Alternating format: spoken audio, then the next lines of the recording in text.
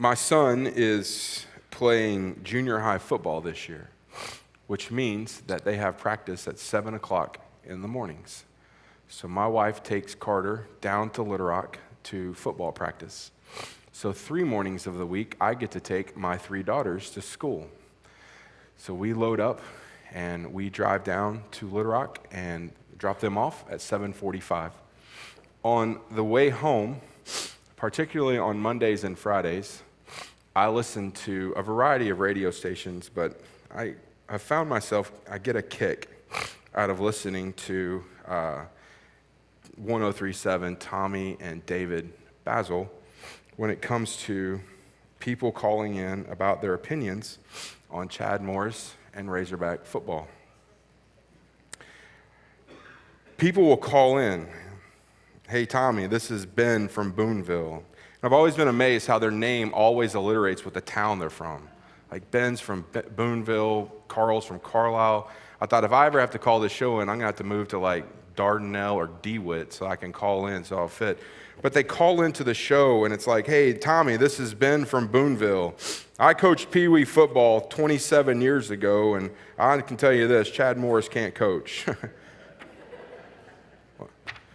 Carl from Carlisle calls in and says, "Our defense looks like Swiss cheese out there. We don't have a clue what we're doing." Earl from Earl calls in and says, "Tommy, I've never watched football before in my life. I can't spell football. I don't know what football is. I've never been to a football game. I don't even know who the Arkansas Razorbacks are. But I can tell you this, Chad Morris doesn't know what he's doing," right? And I just get a kick out of people calling in. And they just, these armchair quarterbacks calling in and giving their opinion of advice of the Razorback football. And I thought, you know what? These people don't have a clue what they're talking about. You know, our culture has become more and more critical, hasn't it? And you watch the news and listen to the radio, and it's just bombarding with negativity and criticism. And it doesn't matter what you're doing. It doesn't matter if you're a president or you work at fast food place. It doesn't matter if you're a teacher or a principal. It doesn't matter if you're a parent. It doesn't matter if you're a coach. It doesn't matter who you are or where you are. There just seems to be in this world and culture in which we live in just this element of criticism. So we turn to Nehemiah chapter 4. And Nehemiah chapter 4, here's what I want you to hear my heart. Nehemiah chapter 4, I believe, and I think you'll see this in the text. In Nehemiah chapter 4, while there is criticism and opposition, I don't believe this is why Nehemiah wrote chapter 4. In fact, I'll submit to you this morning that really the first 3 verses deal with the criticism and the opposition, and then the rest of the chapter deals with how people respond to that. And so in our time together this morning, I just want to take just a few minutes and talk about the reality of criticism, and then I want to end up with the lion's share of our time with how do we respond to that? How do we respond as a school teacher to criticism? How do we respond as a principal to criticism? How do we respond as a coach, as an architect, as an engineer, as just a mom or a dad? How do we respond to criticism as it comes upon us? And so the first thing I want you to see this morning in our text is just the reality of criticism, verses 1 through 3. Okay, so let's just dive into the text together. So Nehemiah and the gang are building the wall in Nehemiah chapter 3. Everybody's joined arm in arm, section of the wall, all the way around. Everybody has decided they're jumping in and serving in some capacity. And then reality of criticism sets in. Chapter 4, verse 1. When Sanballat heard that we were rebuilding the wall, he became furious. And I want you to just see this. I want you to see the text. He began to mock the Jews. So Sanballat shows up a couple of times previous to this, particularly in chapter 2. In chapter 2, verse 19, you see Sanballat and his opposition to what's going chapter 2, verse 19, where he says, Sanballat the Horonite, Tobiah the Ammonite official, and Gershom the Arab heard about this. They mocked us, they despised us, and they said, "What are you doing? Are you rebelling against the king?" Then they're up again in chapter 2, verse 10. When Sanballat the Horonite and Tobiah the Ammonite official heard that someone had come to pursue the prosperity of the Israelites, they were greatly displeased. And so their progression in their attitude towards the work of the rebuilding of the wall has grown in intensity. They've gone from mocking all the way now down to they have become furious. They're angry that this wall is being rebuilt. And they begin to mock the Jews. So I want you to see what they say here in verse 2. It says this: before his colleagues and the powerful men of Samaria, they said, now just kind of listen to this in your own voice in this criticism. What are these pathetic Jews doing? Can they restore this by themselves? Will they offer sacrifices? Will they ever finish it? Can they bring these burnt stones back to life from the mounds of rubble? It was just this mockery involved in this criticism. Then Tobiah the Ammonite, who was beside them, said, indeed, if a fox climbed up what they were building, he would break down their stone and wall. Just see this element of criticism coming upon Nehemiah and the nation of Israel in their building of the wall. I just want to say this, in fact, if I may. In all areas of criticism, there is an element of mockery in it. If you pay attention to people as they criticize, in whatever context they criticize, whether it's a call-in show, or whether it's sitting around a table, or whether it's sitting at a dinner, or whether it's in a job site, anytime you hear criticism, if you'll just stop and listen to it, there's an element of mockery in it. These folks are literally, the Bible even says, mocking the Jews.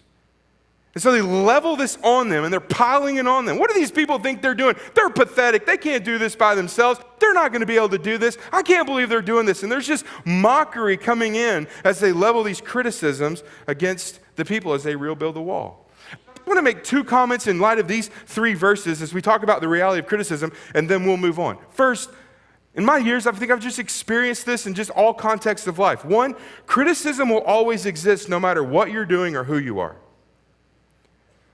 Criticism will always exist no matter what you're doing or who you are. It doesn't matter.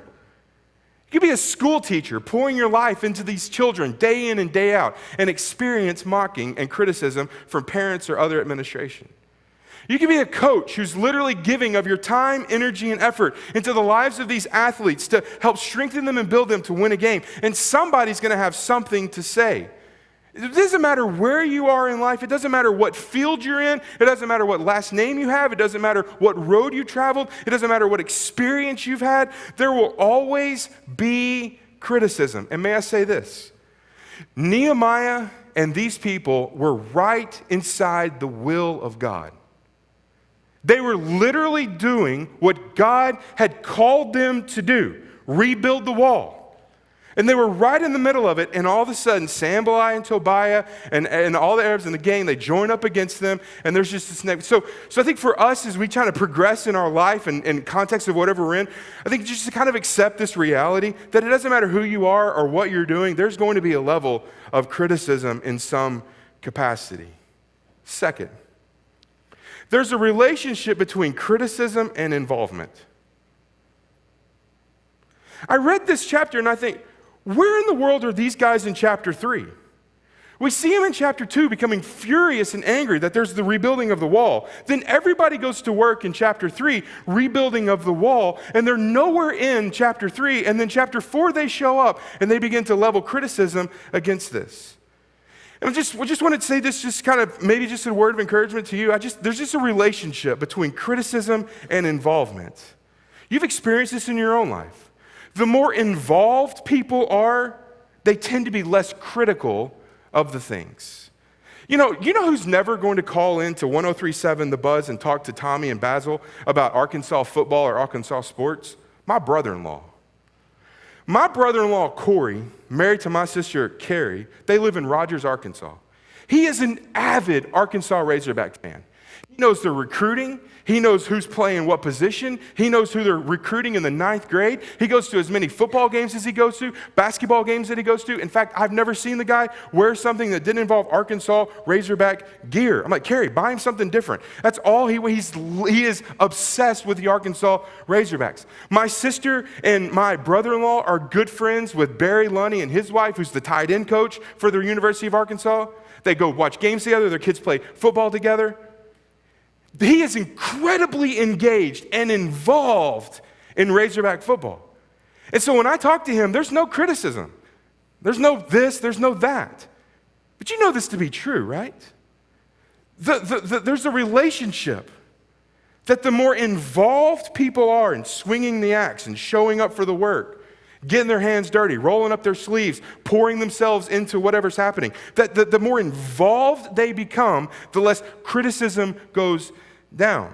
In fact, if I may just say this, the older I get, in any context, whether I'm reading a news article, watching a television, or just in life general, my first response is always this question, this filter that I run through criticism in my mind is, how involved are they in which they are criticizing? How involved are they? Are they showing up, putting in the work?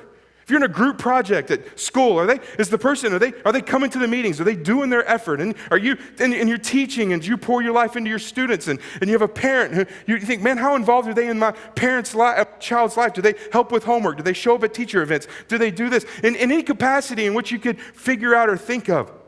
I just believe in my heart. These three guys, they're nowhere in chapter 3, but here they are in chapter 4. There's no involvement in helping rebuild the wall, but here they are. So I think there's a relationship between that. And so I think as you read through this chapter, you think, okay, how do I respond to this? How do I respond to criticism in my life? How do I do this in my context in which I'm in? Well, I think the text shows us 5 ways to respond to criticism. And I just want you to see this in Nehemiah's response. The first thing you see in response to criticism is prayer. This is incredible. In chapter 4, verse 3, they're claiming a fox would knock down the building. In chapter 4, verse 4, what's Nehemiah doing? Praying. Listen, our God, for we are despised. Make their insults return on their own heads and let them be taken as plunder to a land of captivity. Do not cover their guilt or let their sin be erased from your sight because they have angered the builders. All of a sudden, in the midst of all of this, Nehemiah drops to his knees in prayer. But isn't this Nehemiah in the way in which he has shown himself? In Nehemiah chapter 2, before Nehemiah goes to the king, he spends all of the end of chapter 1 for 5 months on his knees praying to God, crying out to God. Before he goes to the king, he finds himself in prayer. Instead of going to these folks and standing up and addressing the issue and going right out, what is he doing? He finds himself in prayer. And beloved, that should be our posture first. So whatever context you're in this morning, wherever you are, whatever is being said or done, just find yourself in prayer. And take the situation and hand it over to the Lord and say, God, I need you to take care of this. In fact, you'll notice in his prayer, he never asked God for permission to act. He only asked God to act. He doesn't pray in chapter 4 and verse 4 and verse 5. God, give me an opportunity. Give me a chance. No, he says, God, I'm going to place this in your hands. I shared this quote with you a few weeks ago. I felt impressed to share it again. H.B. Charles. This is a great quote. He says this, prayer is our Christian duty. It's an expression of submission to God and dependence upon him. For that matter, prayer is arguably the most objective measurement of our dependence upon God. I mean, think of it this way. The things you pray about are the things you trust God to handle. The things you neglect to pray about are the things you trust you can handle on your own. And Nehemiah knew in this moment, I can't handle this. I can't. So God, I'm just going to cry out to you and say, God, would you take care of this situation? And so I just want to say, first, as you experience this in your life, whatever position or place you're in, the first response is this. It's not to bow up or not to snap back. It's to say this, God, I need you to take care of this. God, I need you to move in this. God, I need you to take and deal with this in a way that is pleasing and honoring to you. So first, he prays. Second, there's persistence. Verse 6. I love this. So we rebuilt the wall. We went to work. We rebuilt the wall until the entire wall was joined together up to half its height, for the people had the will to keep working. We were persistent. There's no quit. There's no stopping. There's no giving up. There's just this nose down, arms engaged, and working. Whether you're Noah and you're building an ark, whether you're Daniel and you're praying, or whether you're Nehemiah and you're building a wall, there is courage and there is determination not to quit. So maybe you're here this morning and for you and where you are, like you're just so bombarded that you're ready to throw in the towel. You're ready to walk away, ready to give up. I would just come alongside of you and put my arm around you and hug you this morning and say, listen, you keep doing what God's called you to do. Just keep going. Keep working in that work. Keep serving in that area. Keep doing this and going here and helping in this. We continue to rebuild the wall. There's prayer, there's persistence, and then third, there's perseverance. I think there's a little bit of difference between persistence, we're just really on the wall, and then there's perseverance. I want you to see this. There's two levels of people pushing through in perseverance, one externally and the other internally. So go back to the Bible and see this. Verse 7. When Sanballat, Tobiah, and the Arabs and the Ammonites and the Ashdodites heard that the repair to the walls of Jerusalem were progressing and that the gaps were being closed, they became furious. So, just from a geographical standpoint, you have the Samaritans to the north, the Ammonites to the east, the Arabians to the south, and Ashdod to the west. The nation is literally covered on all sides by opposition. Verse 8.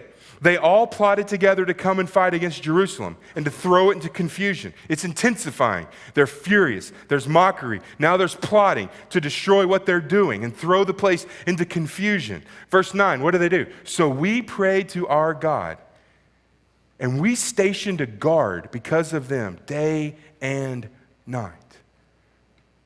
So we prayed. We stationed guards around this opposition coming in there to the nation of Israel. And so there's this external opposition from this nation and that nation. They're seeking confusion. They're plotting against Jerusalem. They're seeking to do harm to them. And so there's this plot to come aside. So first, externally, and then second, there's internal, right?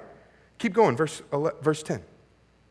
In Judah, it was said, the strength of the laborer fails. Since there's so much rubble, we will never be able to rebuild the wall. You can just hear the people are realizing the task that's before them. I don't know if we can do this. It's so much work to do. Verse 11. And then our enemies are saying, they won't realize it until we among them and can kill them and stop the work. When the Jews who live nearby arrived, they said to us time and time again, everywhere you turn, they attacked us. So I stationed people behind the lowest section of the wall until the vulnerable areas. I stationed them by families with swords and spears and bows. After I made an inspection, I stood up and said to the nobles, the officials, and the rest of the people, don't be afraid of them. Remember the great and awe-inspiring God. And I just underline this in your Bible. And fight for your countrymen, your sons, your daughters, your wives, and your homes. There's this person, we're not quitting. Yes, there's opposition from externally. You have this nation attacking in this direction, and this nation stacked up here, and this nation seeking to come here, and this nation to come there. And then they look and they see, look, there's rubble everywhere. This wall is entirely huge. There's just a few of us. There's no way we can do this. And you kind of begin to see the questioning mounting up inside of them. And so Nehemiah gathers everybody together in this Braveheart moment and says, listen, don't be afraid of them.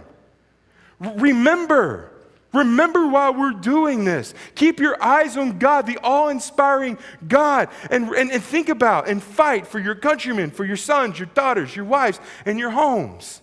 And I was reading through this and listening in audibly, and I thought, man, what an incredible moment. There's opposition everywhere. Right, left, this person, that person. There's all of these things piling onto the nation of Israel. And as they rebuild the wall, Nehemiah's like, listen, just keep your eyes on God. And continue doing and seeking the will of God and the heart of God. I don't want you to quit in your context. I mean, man, it's tough, David. I show up to work in the morning and my coworkers are on. My boss is always on my case. My teacher won't let up. My coach is always after me. You just keep going. There's just perseverance.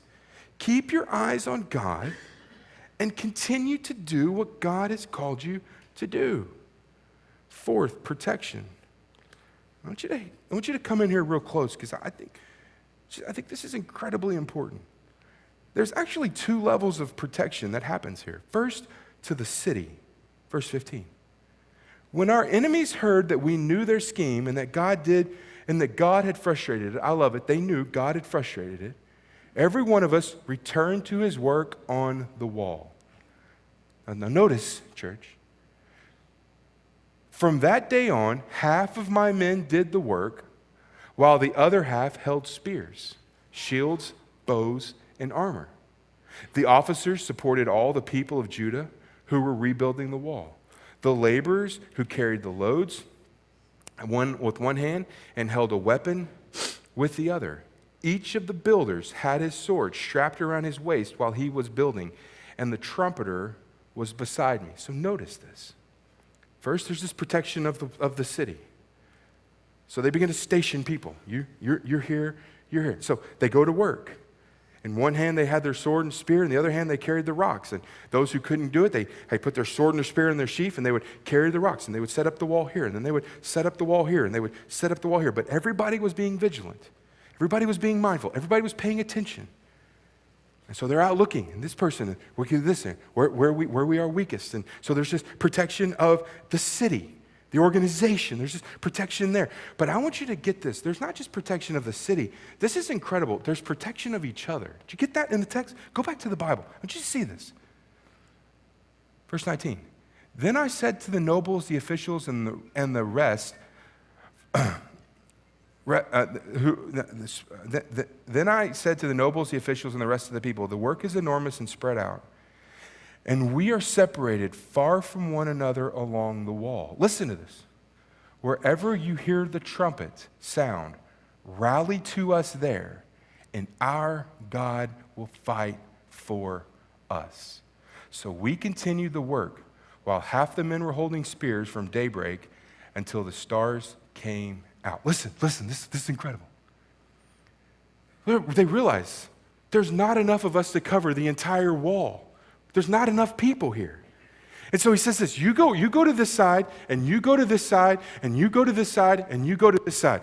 But listen, if all of a sudden Sanballat and his gang start attacking the wall, then you have a trumpeter, and you stand up and you blow that trumpet as loud as you can.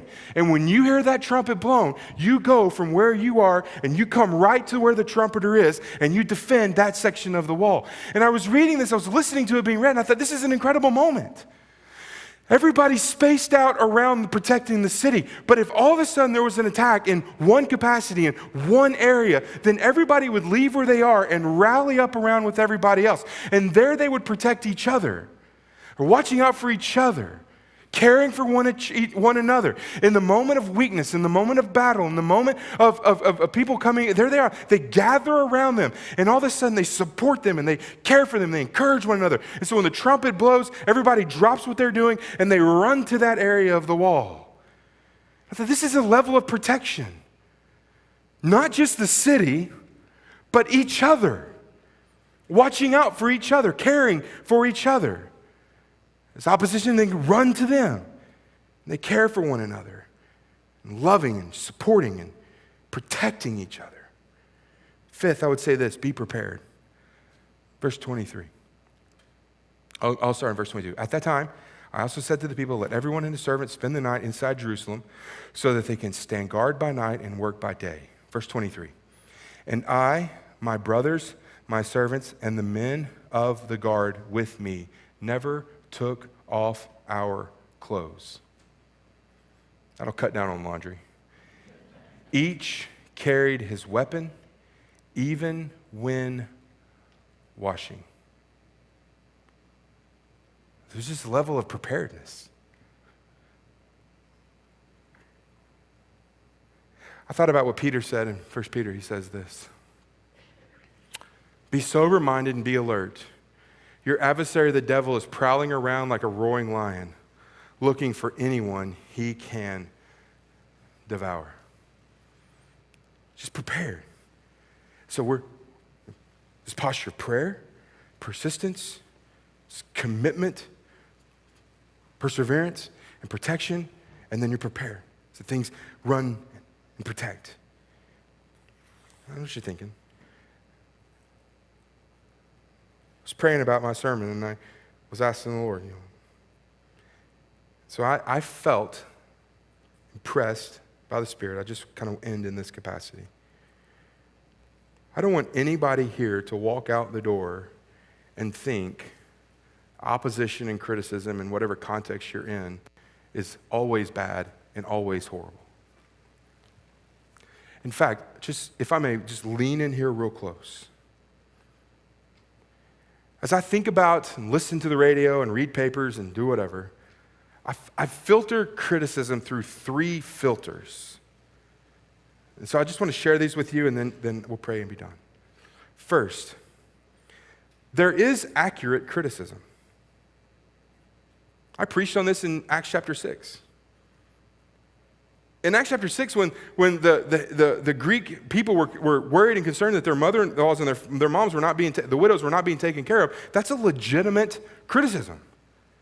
And so sometimes there's this accurate, valid criticism. So how do you respond to that biblically? Proverbs chapter 15. One who listens to life-giving rebukes will be at home among the wise. Anyone who ignores discipline despises himself, but whoever listens to correction acquires good sense. And so when you hear something, experience something, I think it's important to just pause. Is this accurate criticism? Second, perhaps it's inaccurate criticism. It's incorrect, and facts are wrong, and information is wrong. And so there's this criticism by your boss, by your principal, by a coach, or by a friend, and you're like, wait. Let's make sure we have the right facts here. So how do you respond in that capacity? Paul says this, 2 Timothy chapter 2. The Lord's servants must not quarrel, but must be gentle to everyone, able to teach and patient, instructing his opponents with gentleness. Perhaps God will grant them repentance, leading them to the knowledge of the truth. Go back to verse 24. But must be gentle to everyone. Well, you don't have your facts right. You don't have the information right. No. It's just inaccurate. So let's sit down and talk about it and figure out, make sure we all understand the same facts. Third, there does exist malicious criticism. It's motivated by anger, frustration, jealousy, envy. And it's just malicious. You've experienced that in your walk. So how do I respond to that? Well, what does Jesus say? Luke chapter 6. But I say to you who listen, love your enemies. Do what is good to those who hate you. Bless those who curse you. Pray for those who mistreat you. That's how you want me to respond, Jesus? Pray, bless, love. Yeah. I think Paul sums it up in Ephesians chapter 4, verse 29, when he says these words. Let no foul language should come from your mouth, but only what is good for building up someone in need, so that it gives grace to those who hear. Like, that's just a good verse. Let no unwholesome thing. But am I building up? Am I building up? And am I showing grace? So this morning, I don't know where you are and what you're walking through in your life, but I just want to come alongside of you and say this. Pray, be persistent, persevere, protect, and be prepared as you face opposition. Let's pray.